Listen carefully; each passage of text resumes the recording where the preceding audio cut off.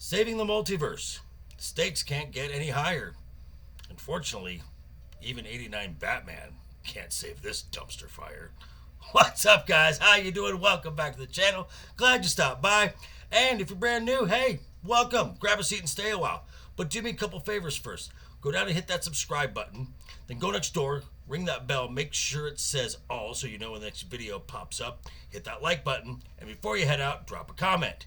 And if you're one of the regulars here, welcome back for another round. I ask that you also hit that like button. And before you leave, drop a comment. YouTube does love the comments. And of course, share the video out on all the socials. Okay, again, we're going to be mentioning this every time now. New design, limited time, going through July 15th over on the merch store. All proceeds going to benefit the Stuttering Foundation of America.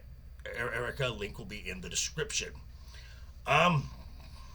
Also, there's some new YouTube goals. They've been changed a little bit. The subscribers has been knocked down to 500. We're currently at about 480. But we need those hours up. So check out the playlist. Just let them play in the background while you're vacuuming or something. It doesn't. Just build these hours up, guys. Let's get there, okay? All right.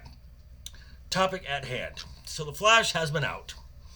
And no surprise, it's a box office disaster. Opening the weekend, Friday through Sunday, brought in right around just under $130 million. Oh, that's not domestic. That's globally. Yikes.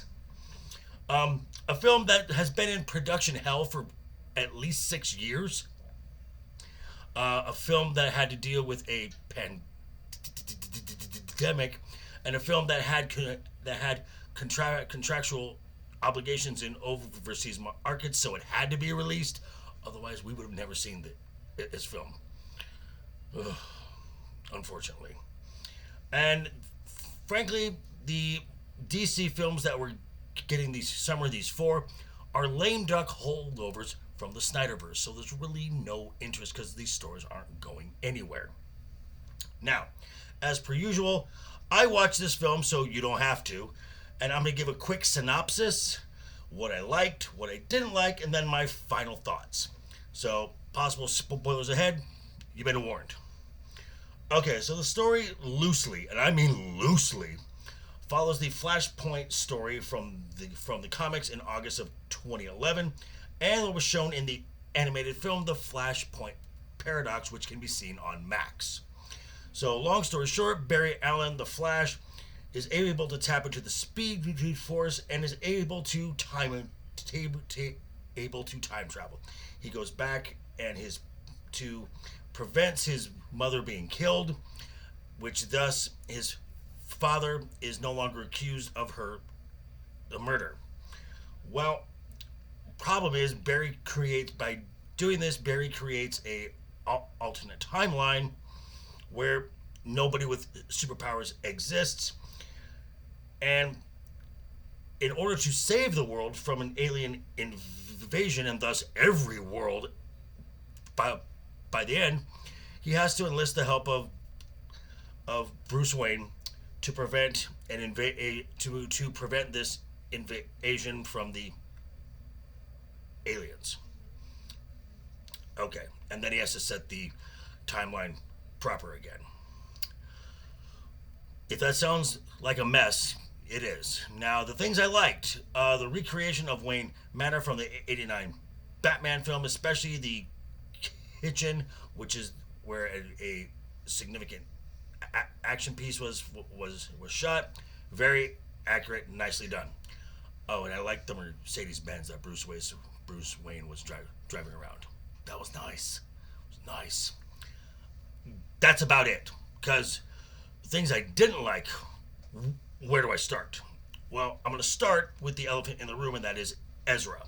Now, his long laundry list of public issues aside, this socially awkward persona doesn't work, and then you have two of them. One is just more insufferable than the other, and the dialogue between them is just absolute cringe level awful.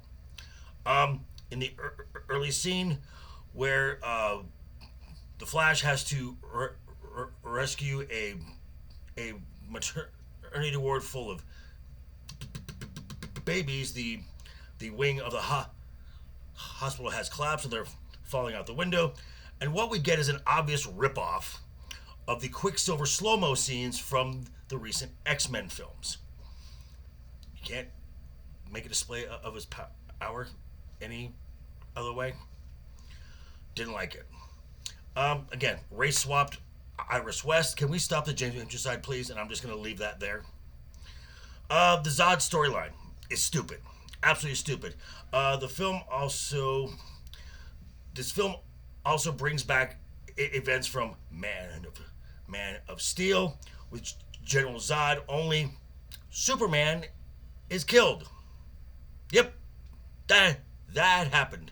So it's actually Kara Zor-El, Supergirl, who is the key to Zod's plan to remake Krypton. And the problem is this is such a small part of the story, and I feel real bad for the actress playing Supergirl because she's really the MacGuffin and a plot device. She has no character. That's sad because Kara Zor-El is a pretty cool character. I'm just saying. The overuse of cameos and CGI cameos. Now, from Wonder Woman in the beginning to Aquaman, who both are actually pivotal characters in the Flashpoint Paradox story, in the end edit scene, this film is just nostalgia, keybait, nostalgia, fanbait key jangling. As I said, there were some CGI cameos where there was a horrible rendering of Christopher Reeve and Helen Slater. You got to see George Reeves from the Black and White Superman show, the actor, I forget his name, who played the Flash in the 90s TV show. And you also got the once thought but never got into production Nick Cage Superman, which looked awful. Even George fucking Clooney made a presence in this film. Yuck. And finally, there's really no clear villain in this. Now they set up Zod, which I've already addressed, and as I mentioned on the Monday, when the director said, well, it's obviously Eobard Thawne, the Reverse Flash. It would have been nice to see that in the first film to establish this. But really, the true antagonist of this film is the Flash, as we see later on when he's trying to reset the timelines. And I could go on, but for my final thoughts on this film is a mess. It is 30 minutes, way too long. And the sad thing is, you had an animated film that is about 40 minutes shorter and tells a better story. So out of 10, this gets a 2. This was awful. But hey, these are just my thoughts. I want to hear what you have to think. Let me know down below in the comments. And check me out tomorrow. I will be over with Static 2020 over on his channel. Don't know what we're going to talk about, but it should be fun. And then Friday, I will be here. I will be talking about Secret Invasion. Again, I watch, so you don't have to. And then Friday night, I will be simulcasting over with Legion Talk for Friday night's Royal Rumble.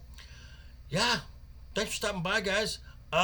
Quick reminder before you head out the door, hit that subscribe button, ring that bell. If you liked the video, give it a thumbs up. If you didn't like the video, hey, thanks for sticking around this long. I appreciate that.